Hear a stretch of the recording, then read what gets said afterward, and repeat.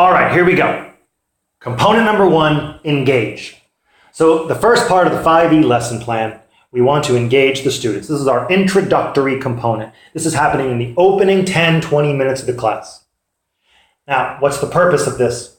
Well, we want to get their attention, build curiosity and interest as fast as possible. We want to hook them.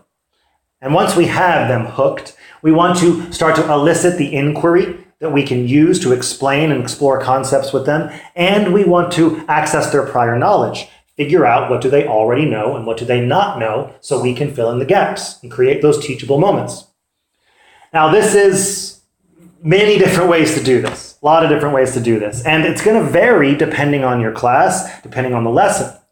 The way you engage the students might change from day to day. It might even be different with the same lesson across 2 different teachers, and that's okay.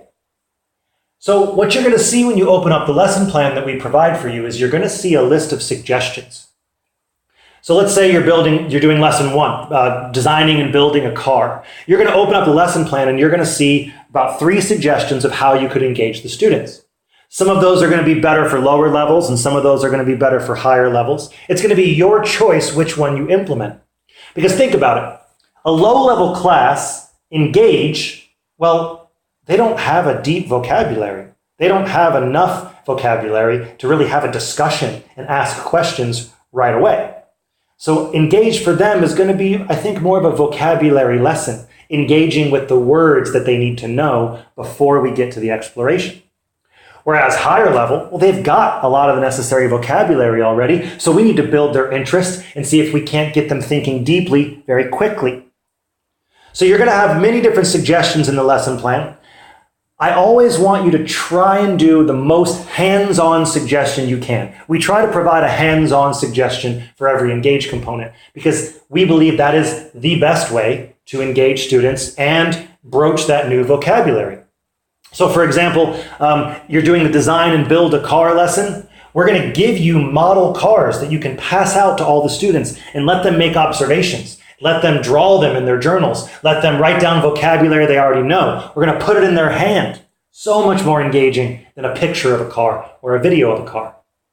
However, hands-on suggestions aren't always provided. I mean, we can't always give hands-on things for every single concept. So sometimes you will be provided videos and pictures instead, which can be engaging.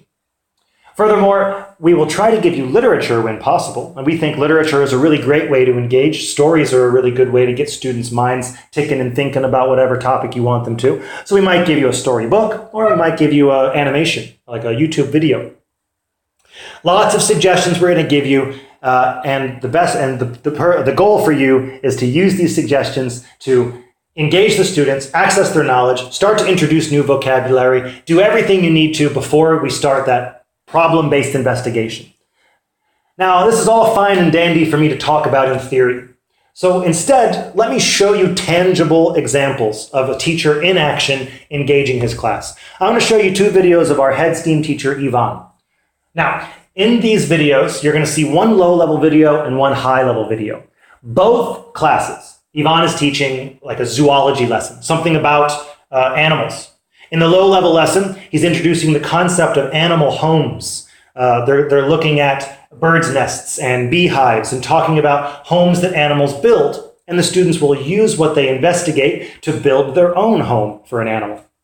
Very similar in the high-level lesson, Ivan will be introducing ideas of marine habitats and investigating marine animals. And eventually, they'll have to create a little mini aquarium that is a representation of a marine habitat to show what they've learned. Now, you're going to see 2 very different strategies as he engages the students at the start of class. In the low level, you're going to see him front-loading all that vocabulary that the low-level students need in order to even create a home for an animal. He has to make sure they understand the animals, words that relate to the home, words that relate to materials we use to build homes. Whereas in the high level, you're going to see he doesn't need to do any of that. He's just going to take a model, a little plastic model of a marine animal, a little plastic dolphin, or a little plastic whale, and put it in their hands and ask them explicitly to start engaging with it. Which at this point in his class, he has covered what engage means over multiple weeks, so they dive right in. All right, take a look.